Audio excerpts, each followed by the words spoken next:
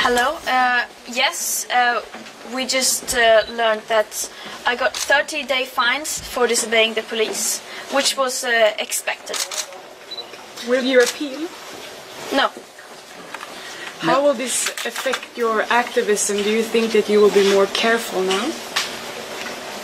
We are definitely not going to back down because of this. We know that what we are doing in some circumstances are seen as these, but right now we don't have any laws that holds the carbon in the ground. We don't have any laws that long-term protect us against the self-destructing greed that we have let in full control over the world. The laws have to be changed. We know that we cannot save the world by playing by the rules, because the rules have to be changed. The changes that science is calling for are not possible within today's system, so inevitably that is going to have to change. And it is absurd that the ones acting in line with the science, the ones physically blocking the fossil fuel industry, are the ones having to pay the price for it, the ones having to be charged, having to stand for the legal consequences of it, while the fossil industry is burning up our present and our future. Greta, you pleaded not guilty today. What was your defense? How did you defend yourself against the accusations today? It was true that I was at the place at the time described. It is true that I received an order which I did not follow, but according to me, we are in an emergency, and then due to that my acting was legitimate. Du åberopade nöd under din stund när du fick en chans att uttala dig. Varför menar du att nöd kan appliceras här vid det här tillfället? Vi befinner oss i en klimatkris, och det vi gjorde var att blockera fossilindustrin, vilket är de som till stor del orsakar klimatkrisen. Detta var din första dom. Är du beredd att ta fler för att rädda klimatet?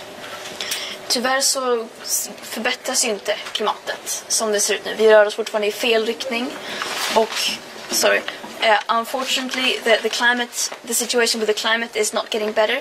We are continuing to see the disruption and destabilization of the planet and the biosphere, and the emissions are still on the rise. So therefore we have no other option but to continue to take action, even if we have to face these consequences, because we have no other option. Hur ser du på att den här paragrafen där det ingår nöd inte kan appliceras i det här läget, i ditt fall? Det säger vi ganska mycket om dagens system och vilka lagar vi har. I think we all have to ask the questions: who are our laws protecting, and what are they meant to defend? Because right now they are not defending people, and they are not defending the planets. And if that's not what they're supposed to protect, then I think we all ask ourselves that question. Hur långt är du beredd att gå? Om du tänker dig att har du fått din första dom här? Vi kommer fortsätta tills... Ja, vi kommer fortsätta helt enkelt. Så länge som det fortsätter så här så kommer vi fortsätta agera mot de som förstör och de som utsätter otaliga människor i fara. Vad är din reaktion på domen, Greta? Vad är din reaktion på domen? Som jag sa tidigare, det här var förväntat. Vi vet vad vi gör, och vi vet konsekvenserna av vårt agerande inom dagens system. Så det var förväntat. Är du beredd att göra liknande framöver? Som jag sa tidigare, vi kommer fortsätta så länge situationen är som det är. Situationen förvärras bara, och vi kommer inte backa för motstånd. Greta, det är första gången som du döms här idag. Är du rädd för att det här kommer påverka ditt rykte och din trovärdighet på något sätt? Kanske dags att börja byta Ja, det bryr jag mig inte så mycket om. Nu, ja. Alltså. Det här var den första rättegången i en rad av rättegångar mot unga personer i Ta tillbaka framtiden som har blockerat transport av fossila bränslen i Göteborgs oljehamn, i Malmö oljehamn, därför att vi ser vår framtid brinna upp och oskyldiga människors liv offras för industri som medvetet har fått fortsätta sin skadliga verksamhet trots att den leder till att människor idag plågas och dödas i hetta, i översvämningar som hade kunnat förhindras. Vi är unga människor som inte tänker vänta på att förändringen som vi vet måste ske ska ske. Och det vi har gjort är att sätta oss i vägen för precis de bränslen som hotar våra liv. Det här var som sagt den första rättegången för oss. Och om domstolen väljer att se det här som vi har gjort som ett brott så får den göra det. Vi har rätt att leva och fossilindustrin står i vägen för den rätten. Och en liten uppmaning till alla er som är här från media. Det är väldigt, väldigt mycket media här idag. Så här mycket resurser. Om den här uppmärksamheten riktas mot fossilindustrin som medvetet fortsätter en verksamhet som dödar människor, så kanske vi skulle kunna komma lite längre i att hindra den här katastrofala situationen. Och om rättsväsendet skulle kunna ge lite av de här resurserna till det verkliga brottet som pågår, så kanske vi också skulle komma lite närmare någon slags rättvisa och förändring. Nu, vad sa du? Yes. So this was the first trial in a series of trials against young people in Reclaim the Future. We are young people who see our future burn and the lives of innocent people sacrificed for an industry which has for decades known that what it does harms the very conditions for life on Earth. What we have done is to sit in front of the transportation of the very fuels that threaten our lives. And if the court sees that as a crime, then so be it. We have a right to life, and the fossil fuel industry, which we have blocked, stands in the way of that right. And as long as that industry, which threatens our lives, is contributing to the death of people already today, gets to continue, you can expect us to be in the oil ports and exactly where we need to be to defend our lives. I think we could take individual interviews now. I would just like to add something that while we are here, and of course other environmental and climate and human rights activists all around the world are facing even worse consequences for their actions of protecting life, as we know it, we must remember who the real criminals are, the ones who are committing the real crime, and that will be true even if we have jailed all climate activists in the world, because we have truth on our side and we have morality on our side, and that will not change. One last thing. So, as you can see, there is a lot of press here today because of Greta. And if we focus our attention on what is important now, safeguarding the future, if you all did what the situation now calls for, we could do so much in a short amount of time. People still don't know enough about the climate crisis. People are still not held accountable. The fossil fuel industry is not held accountable. So you can all make the choice now to go take away from here that if like what are you going to do in these important years, in these crucial years for humanity, for your life, for your children? Think about that when you leave here today. So we could speak with maybe AP first, and then TT, And Sydsvenskan. and then SVT. And while we're doing that, we can set the order for the rest. And you can speak to Karo if you have questions. But we can start with AP. Okej. Och jag ska till...